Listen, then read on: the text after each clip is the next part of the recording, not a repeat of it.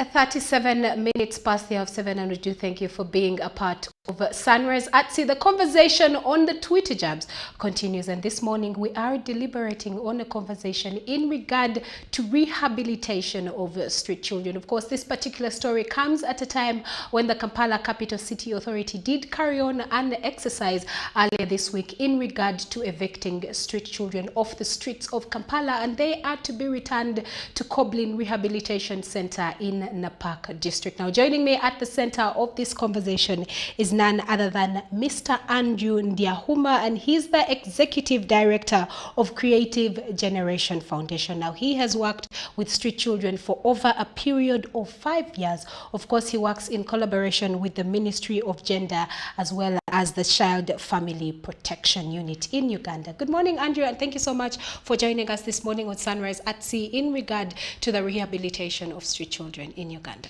Good morning, and thank you for having me. I'll be glad to share about his situation. Absolutely. So first things first, as someone who works hand in hand with children, especially those found on the streets of Uganda, what were your sentiments, or what do you take of the way Kampala Capital City Authority carried out the exercise? What are your thoughts? What to note out first, what is really important is we are impressed by them taking action to actually consider having this issue solved, but we are not actually amused by the approach, because handling them the way they were arrested and picked up, put on a bus, the approach wasn't quite good, because we actually think they should have actually first understood the stories, capture them, maybe gather them and talk to them, because some of them have actually adults where they are who are watching over them as they beg, as they move on the streets, because it is all linked to trafficking, whereby there's an adult who is actually sending them and benefiting from them. So we had to, KCCA would have thought of a way to actually capture, have them gathered, speak to them, not the way they were manhandled, because there are those who ran away. We captured the number, but if at the corner of the street you picked up a child, and then other children saw what was happening, others had to scatter, others had to tell the adults who were around watching over them to find a way out. So the approach wasn't quite a nice one. Okay. And also, some of these people have their parents also here. If you're taking them back to Kabong, to Karamoja, some of the parents actually have been leaving them within the outskirts of the city. So when you take back the child, and there are actually also other issues that you haven't solved back home, it's quite a challenge. It's really possible that they're going to come back to the streets. Okay, so Andrew, you highlighted and you mentioned and you say that you do not agree with the way these street children were handled. But you know, I mean, when you meet a street child, most of the times, or if not many times, most of them are going through situations that are facing PTSD. They're under depression. You know, they're very adamant sometimes. You know, they're very quick to defend themselves, because that is how the street has trained them to behave. So if you're talking about the aspect of them being manhandled, then how should they have been handled to make sure that they're evicted off the streets?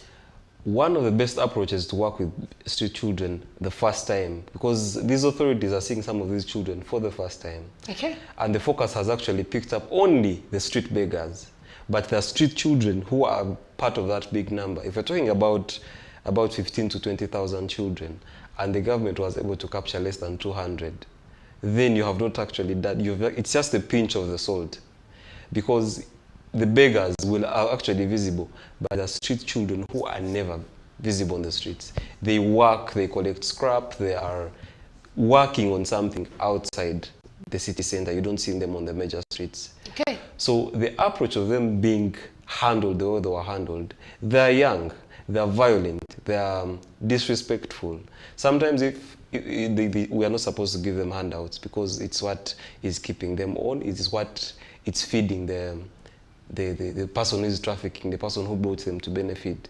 Because if the street, on an average, has about, let's say, maybe 10,000 people passing on that street, and the child is there begging, you can't say out of 10,000 people, there are not 200 people who are kind. So out of 200 people, there can be 50 who can give out 500 shillings. So you do the math, it's a lot of money, and a child cannot keep all that money. They have little bags, they have hankies where they collect the coins, and when it gets to a certain amount, they have to run to someone and surrender a bit of it. So is it true, and this is something that has come up from, different media houses, different information, even I remember the ED for Kampala Capital City Authority did come out to mention that there actually, information is that there are some parents who send and deliberately send their children to the streets to earn a living for them. That's really true. That's a fact. As Peter Mayanja, the probation officer yes. of KCCA Central, he mentioned that actually some of these people are known. Some people have been arrested before. Some actually parents. There are those who are not their parents. Their parents are back in the villages, but they give the child to someone thinking they are coming to the city to do something. Some of them promise them to work and maybe take them back to school. But it's not the case. Some of them are their real parents who gave birth to them, but they're not able to afford the basic needs. They're not able to take these children to school. They cannot even feed them at home. So if a parent is on the streets begging, they cannot take care of a child to go back to school. So they have to come with a child and they put them at a distance to also beg. Okay, so you mentioned that some of the parents are actually involved in this kind of trade that happens on Kampala streets. Have you taken action, or has action been taken to apprehend some of these culprits? Yeah, like Peter Mayanja said, some of these people have been arrested. Some of them have actually come to rescue their children. Themselves? Yes, because if they're taken to the police and the Child Family Protection Unit is trying to screen them and profile them and find out the real story, some of them reveal the push conditions, the push factors, and they're like, my dad is involved, my auntie is involved, I was brought from this place. Somehow I'm being watched as I'm begging, as I'm working. Okay. So when you come to rescue them, because now you know it is how you benefit, some of them even come with money to bribe, to talk to the police and like, give me my child.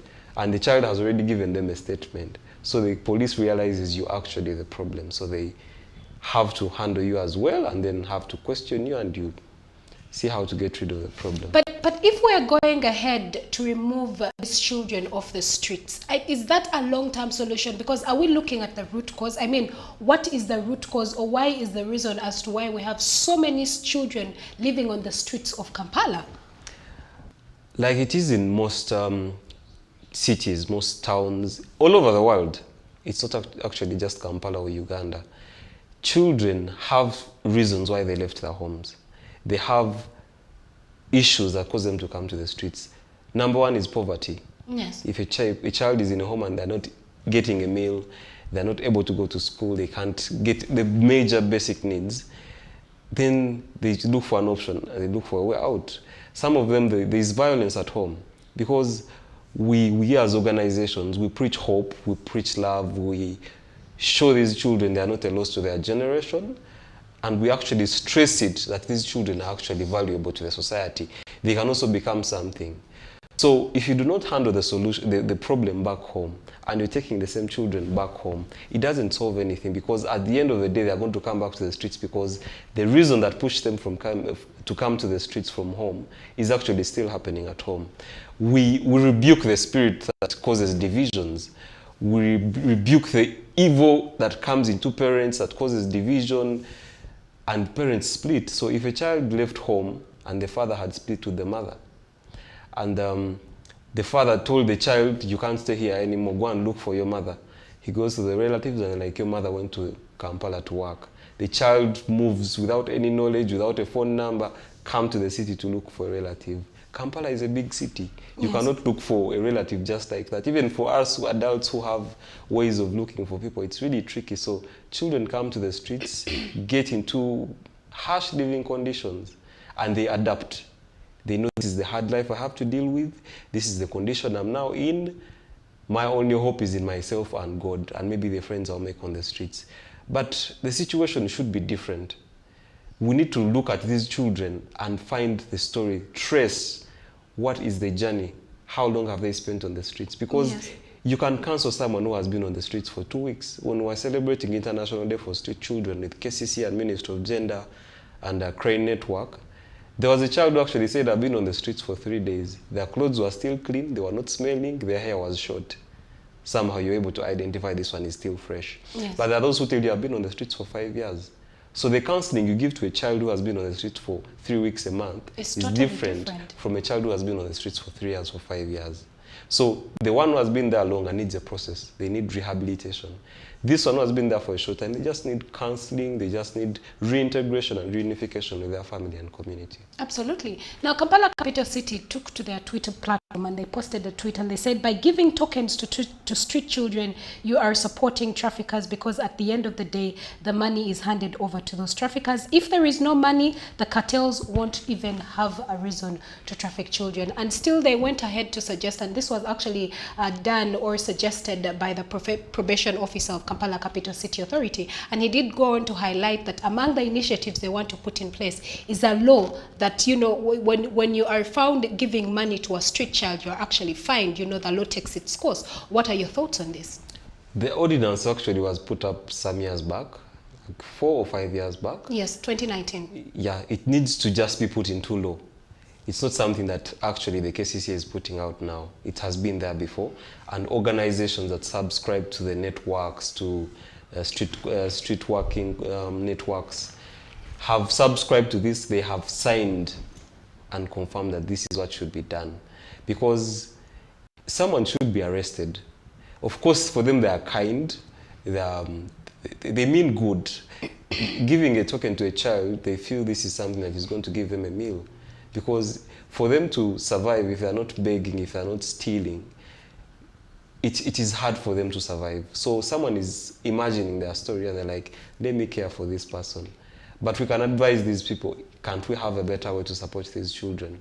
If you know an organization that actually can take care of these children, can you approach them? If you know Creative Generation is doing some skilling in a certain community, can you visit the community and see what they're doing, and then you can support that? Yes. If they're buying materials to do with skilling, with crafts, with dance, can you put some investment into that? Not the little 500, 1,000 shillings you give to a child that they will expect from every nice individual that smiles at them. That will keep them on the streets. So it is something to actually create awareness to the public, to the people, that giving money to these children is going to keep them around. If they're not getting money every day from their parent back home, they're actually kids who are on the streets, but they come from home. There are those who sleep on the streets, and they're also on the streets with those who are coming from home. They survive in a good shelter. They have someone to take care of them, to watch over them in case of trouble, in case of sickness. Then there are those ones who are sleeping on the streets. But when they're out here, we look at them as the same. So the emphasis should be put on people who give out something to them. So it should be made public, it should be made known. Like the way they used to say, don't support hawkers. Yes. Because if you want a smart city, if you're buying from hawkers, they will keep in the corridors and keep putting their things, and you support them. And yet you're the very people who say we don't have where to walk from. People are putting tomatoes, you can't step on tomatoes. You're dodging the tomatoes, you're going into the traffic, cars are stopping to let you pass. But for the issue of children, it is really sensitive. We have to handle it well, because they're vulnerable. They've been exposed to different conditions. They have faced a lot of troubles, and it's really important to approach it in a nice way, in a good language, so that we identify the problem, go back to where it starts, and see how to solve it. Okay, so Andrew, among the mixed reactions that were on social media, especially Twitter, when, you know, Kampala Capital City went ahead to carry out this exercise of removing of children off the streets, and, you know, they came out and highlighted that they will be taking them to remand homes. For very many people, even for very many people in social media and even world over, they believe or they feel that why should street children be taken to remand homes and not rehabilitation centers? Is there a difference between the two? Yeah, there is a difference. Rehabilitation centers now capture the whole story. They profile a child from the word go, get their name on the streets, get their real name. Because there's a difference. When you come to the streets, some of them don't reveal their real name. After staying with them in an institution, in a rehabilitation center for some time, they get to reveal their real name, because they now identify you mean good. They're in an organization, they're in a rehabilitation center, like the Vocational Institute in Karamoja, where they're taking the kids. It's by government to rehabilitate them. A remand home is whereby you know these children are actually using drugs. They're now almost adults. There's 15, 16, 17. By 18, they're adults. You can arrest them. You can take them to prison, because they might commit a crime. But a remand home is more of an emphasizing institution, of more energy, more strictness. It's not like a prison, because someone who can try to dig into the word remand, it's more of a confined somewhere you cannot escape. So that is a place whereby you have to take the hard ones. They have been in two gangs. They're the ones that snatch our bags, our phones, our laptops. Those need the remand homes. Then the rehabilitation centers are for those that are willing to change, the ones who are still young. Like we've seen in the recent clips by CTV, these children that were rounded up actually below the age of 14. But there's a big number that is actually above 14, yes, that have been exposed to different conditions, and they have adapted. They know how to survive. They know how to fight the police. They know how to hide. They actually know tunnels underground that we, the public, do not know about. That is They true. know trenches they can go through in case they snatch something, which we cannot see with the public eye. But should the term be remand homes? Because among the people, our audience that is actually watching us live, and you know, you highlighted that there's a difference between remand and rehabilitation. But even the word remand is a bit too harsh, like the way you're remanded to prison. So it is already, when you tell a child that we're taking you to a remand home, it sounds like you have signed their death penalty. To them, they might not understand it, but to us who actually understand we can identify and say now, why are they taken into a remand? Because sometimes they arrest children with adults. You round up, maybe there are people doing drugs, there are people who have been involved in a robbery, and you find there are like two children who are 16, 17. Yes. So when they get to Luzira, or they get to any police station or and they're trying to profile them like you're below 18, they are not taken to the prison with adults. They have to be taken to a remand home. While growing up, we used to hear of a place called Kampala. It was a place where even parents used to threaten children. If you're being violent, I'm going to take you to where? To Kampala, because that was a place where they would fine-tune you. They would fine-tune you. You've used the right word. They would put you in place. Okay. So we had to use the term remand home, because some of them in the past they used to say are prisons for children. There's a place by the lake, I'm trying to capture the name, by the lake. Children were involved in fishing and also smuggling things on the lake, here in Lake Victoria. And the police that was there, the community collected money and decided to build a small prison for children. So that is what we can call like a remand home. Okay. But we shouldn't say children have been taken to prison. Okay. Yeah. So as we wrap up the conversation, you highlighted, and of course in regard to the fact that sometimes these street children are actually sent on the streets by their parents. Are there initiatives or measures put in place to also penalize the parents who are found guilty for sending their children to the streets to earn a living? Now, this is one message I want to put out there. This is something I want the KCCA to know. This is something I want the government to know. Parents have, the government has relaxed a bit. While we were young, I happened to end up on the streets at some point myself. I did not start this journey to take care of street children now, but I want the government to know that parents are now involved in the children getting on the streets. They are involved in a way. They are reluctant. There's too much permissiveness. So the government should be strict on schools, on local councils, on parents in the communities, so that children can be actually pushed to stay in school. The strictness has gone down. Because while we were growing up, the LC would ask, why isn't your son going to school? But today someone's like, I do not have money, and no one will say a thing. So the government should actually be strict and be like, all children should go to school. Okay. If they've put up schools that have actually low on school fees, if there's free education in some, because most of the communities lose children to a different community. You don't find a child in Mityana on the streets of Mityana. They leave Mityana and come to Kampala. So the government should be strict on the community leaders and also the parents themselves, so that they know where the child is. Because how can your child go missing for 5 years and you've never looked for them? So the government should also focus on creating awareness, sensitizing these parents and these leaders at a lower level to always know, why is the child missing? And where have they gone to? Where have they gone? Even when they are not well behaved, report. But if a child disappears, you're like, it's a relief. So let the government pick that up before we now think about solving the end result of street connected children. Okay, so that goes on the side of parents and local leaders and people in the community. How about the children themselves who live on the street? Are there measures or initiatives for these that have been put in place for these street children to peacefully and submit, so that when they're even taken to some of these centers, they do not have a reason to run away? Most organizations that have worked with children, where we are also among, there's dwelling places and CRANE, Child at Risk Network. They have identified an approach, a language. Even when you have all the resources, you cannot come to the streets and attract a child and be like, let me take you back home. You have to realize there's a way to get to know them, get them to trust you, capture the story, because when we gathered them, they were willing. On International Day for Street Children, that was on 12th of April, they were willing to get involved, to take part in the discussions, the conversations, and whatever. It was a full day event, asking who wants to go back home, which regions do you come from. If you're from Mbale, be here. If you're from Metiana, be here.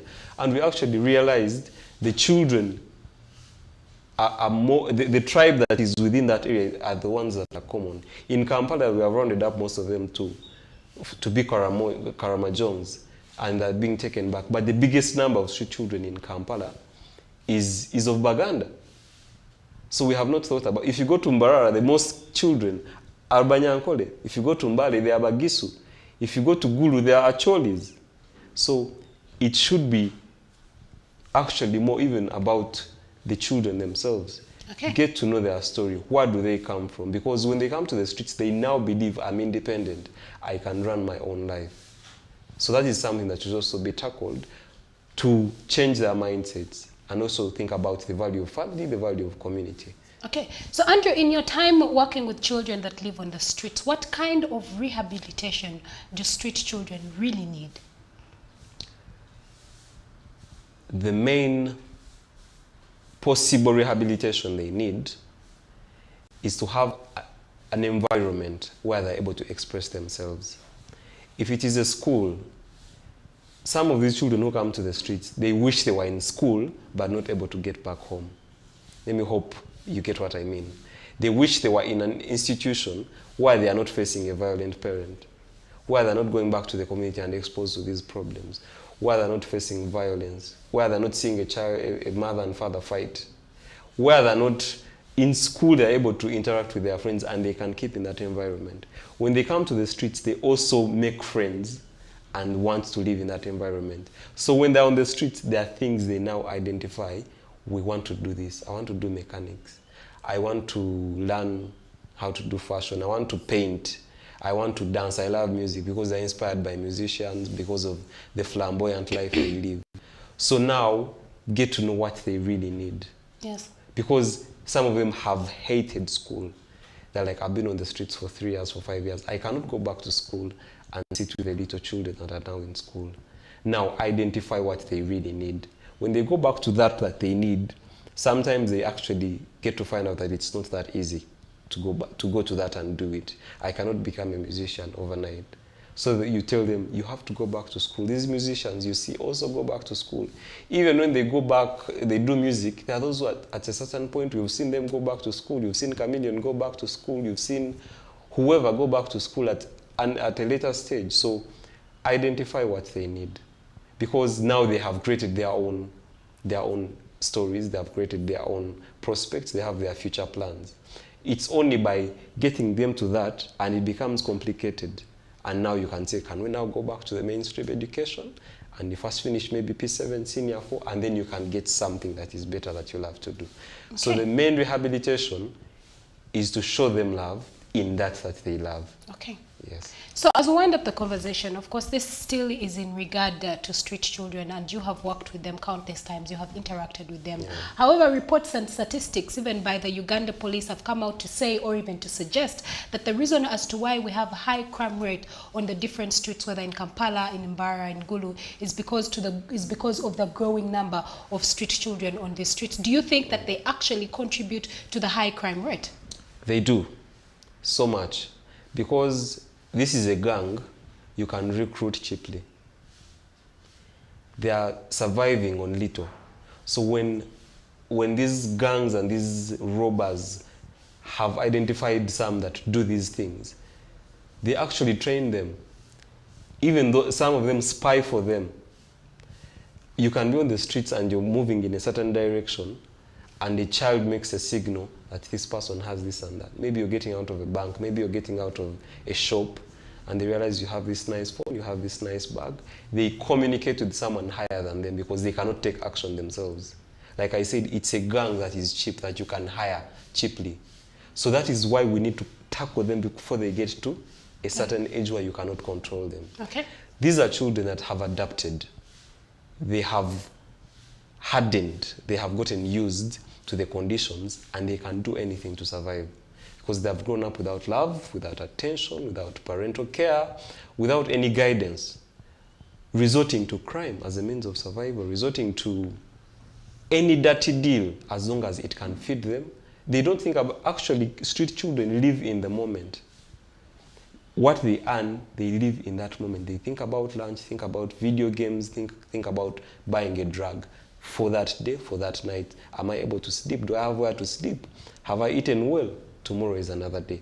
So it is a gang that, as long as you have something to give them, that is better than what they are getting every day, and it's there, you have showed them, they will go with you. If you've taught them how to snatch a bag, it will be very easy. So they will get used to that. By the age of 15, you cannot control them. So let's tackle it when it is still down before we get to the points where they are holding knives, where they are strangling people and stealing borders. Okay, let's look at the aspect of drug abuse. And we know that very many of them have actually abused drugs in different ways. What measures are being put in place to make sure that this situation does not escalate? That is another channel of drugs where some individuals, adults, who are even parents, are making money. Because children buy these drugs. There's no one that comes to the streets and like, let me give you drugs. They work, if they steal, if they look for ways to get money, they will look for lunch, they will look for, if there are those who pay for places where they sleep, maybe 500 shillings a night or 1,000 shillings a night. And then they spare something for a drug for those that use drugs. And it's quite absurd that children at the age of 7, 8 are exposed to drugs. On the streets, they call it mafuta.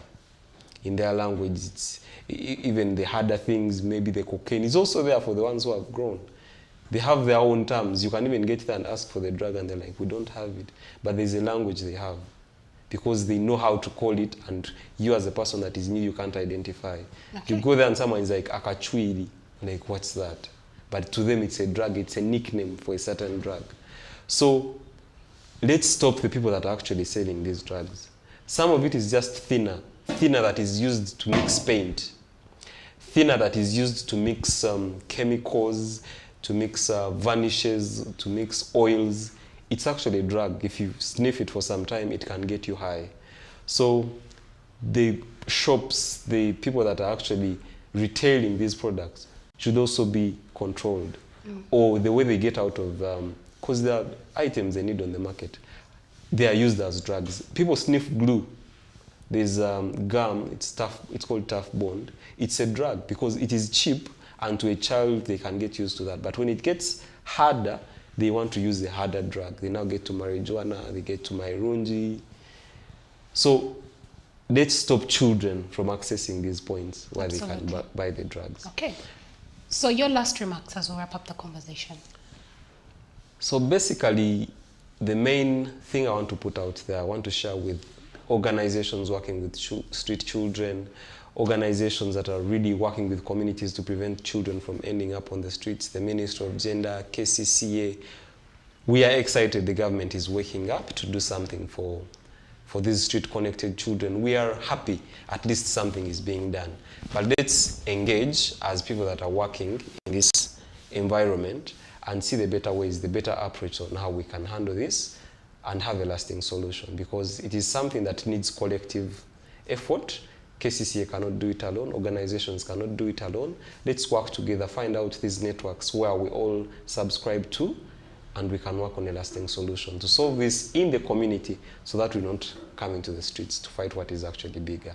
Okay, well, thank you so much, Andrew, for joining us this morning. Thank you so much for having me. Absolutely. Well, that was Mr. Andrew, and he is the Executive Director of Creative Generation Foundation, and he was highlighting and giving us an insight in regard to rehabilitation of street children. And that winds up the conversation that we had for you this morning on the Twitter Jabs. However, do stay tuned, especially for all fashion lovers. Hit or miss is just around the corner. Keep watching Sunrise at Sea.